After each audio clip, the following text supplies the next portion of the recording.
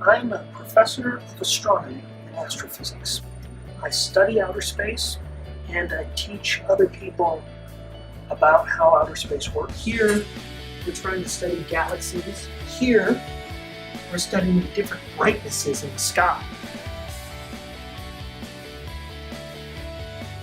And I work here at NASA. I'm a project manager on the JPSS ground project. So, but I work on the ground system, how the satellites communicate with Earth. Whenever you see forecasts and predictions of weather patterns on the news, that's the data that comes from, or will come from the JPSS.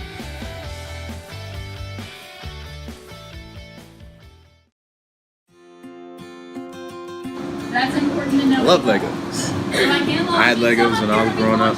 My Legos weren't as cool as the ones today. Like I couldn't program my Legos to do stuff and walk around.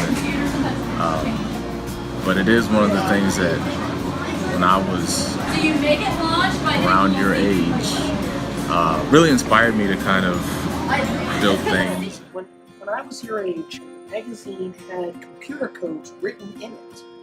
And you would sit down and you would type the computer codes in, and it would make your computer make a musical note or it would change the color. And it was fun. When I made the computer screen change, that was great to me. Oh, it's now red! Now, that's something you can do in 2 seconds right now. But it took us typing 30 or 40 lines of code. But what your generation gets to do now is so far beyond what we were able to do. But your Legos are better than mine, and I would never have imagined building a robot out of them. It's so much more interesting, but you still have the thrill of discovery.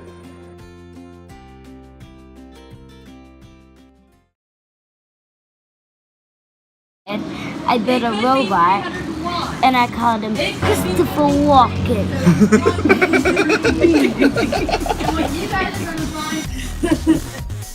Christopher Walken is a wonderful actor. That's nice. That's a nice tribute. I assume you like Christopher Walken. But what does your robot do? I like to program him to do dances. He was able to like juggle balls. Are you serious? Yeah. That's a big deal.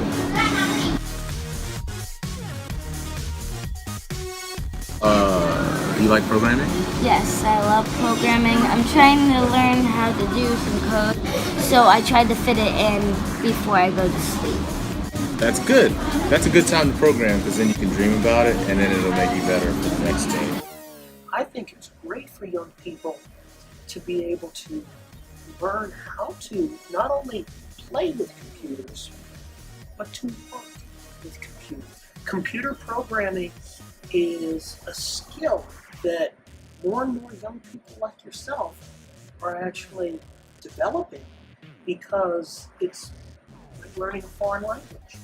But the more languages you know, the better you are. Like, there's this thing that's called Tinker, and it's like there's like little Minecraft things where you can design new characters, like you can design the wither and stuff. But what you can do is with it, there's like this, if you pay like $6.99 for like maybe 2 months, then you'll be able to code for that 2 months. And if you keep paying, you'll get better and better. So, but that's how you're learning how to code? Yeah. That's cool. And then what are you going to do after? Are you going to like branch out and make this little games that's gonna have series. It's called Dr. Dolphin, and it's gonna be Dr. Dolphin Supermarket. There's gonna be a jail and a supermarket, and there's gonna be a shark that comes in at night and breaks into your store, and you have to catch him with a little mini game. So is the dolphin gonna catch him? There's gonna be turtle police Huh. that swim underwater and try to catch the shark. Sounds like you're really onto something. You're really onto something. That sounds like a fun challenge for you. Sounds like something that when you're done, you'll have a great sense of accomplishment. That you were able to say, I did this. That's going to be great. And that's the wonderful feeling. That's what I like about studying outer space. And what you're doing through your creations, what you're doing through your mods, you're expressing yourself. Christopher Walken does the same thing with his acting. You're just doing it through computing. So what you have proven is that you can do it, and you can be a role model for others. If someone says, well, little girls can't do this, you can say, of course we can. I've done it.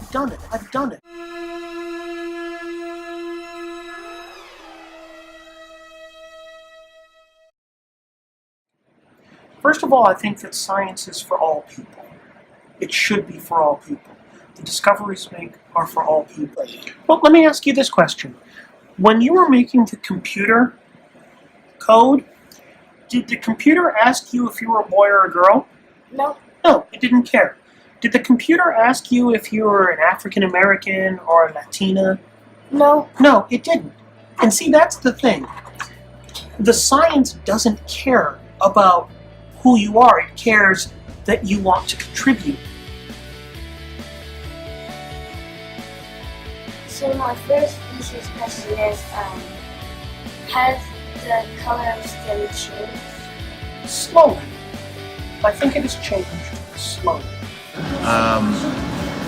But I think it's getting better over time. I learned a few statistics, like there's not a lot of Hispanic and African American people that are engineers. I think it's only 12% of African Americans and Hispanics that actually do engineering.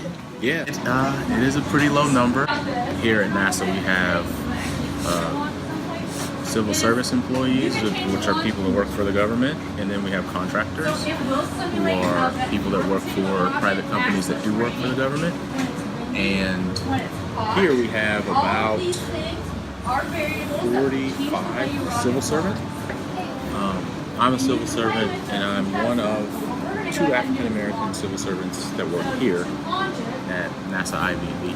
So 2 out of 45 is something less than 5%. We do have Hispanic employees. We have some diversity in our workforce, but like you say, as you note, it's a pretty low percentage.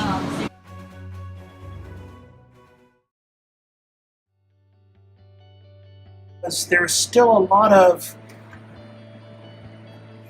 resistance, but the way we fix that is we encourage more people to see how important science is. We put the tools in their hands. Because you were able to have it in your hands, because people who look like you were able to have it in your hands, there's more encouragement, there's more learning. It takes thousands of people working together to think about the ideas, to think about how they're going to do it, and to work as a team to make sure that it happens. But it's been very hard for minority students to become part of science. There are a number of reasons for that. Sometimes they may not think that it's something they would enjoy. And if you don't think you're going to enjoy it, you may not study it. If you don't have friends around you, or if you don't have family members who are doing something, you might not see that it's important. I think what also can happen is that there can be discouragement. There can be people who think that a scientist should only look a certain way. And if you don't look that way, maybe you shouldn't be a scientist. No, I think that's wrong. I don't think that what's important is how a scientist looks. I think what's important is how a scientist thinks. And what we must do is to make sure that everybody understands that all of us, if given the opportunity, can actually contribute to science. We can make science better. Some people simply don't understand that they have to change because our world is changing. Science has so much that we can learn from it that we need every mind. Not every boy, every mind. Not every girl, every mind. Boy or girl, no matter what color they are, we need your minds because the questions that we ask in science are the biggest questions in the universe. But I think it's changing slowly, and it's going to move along. And maybe when I'm older, maybe it'll be like in yes instead of slow. We have to help educate people because some people, sometimes it's no fault of their own, sometimes it is their fault, but some people are just simply not educated as well as they should be on something like this. It doesn't really matter what you are. It matters like your heart and how you do things and how you act. And Exactly. it's not about your skin color or your gender. It's about how you act and how you feel and how you help other people to learn and appreciate others. Do you think a rainbow's pretty? Yes. A rainbow isn't pretty because it has one color. The beauty of a rainbow is all of the colors coming together. We must be better in science about encouraging young people, no matter what their color is, putting these tools in their hands and letting them prove to themselves. You proved to yourself that you could do it. It's a great accomplishment. When you can prove it to yourself, then no one can tell you you can't. And we have to make sure we put resources in people's hands, we make it available so that we can have a much smarter rainbow of people answering the big questions. So that's how you change the color of STEM.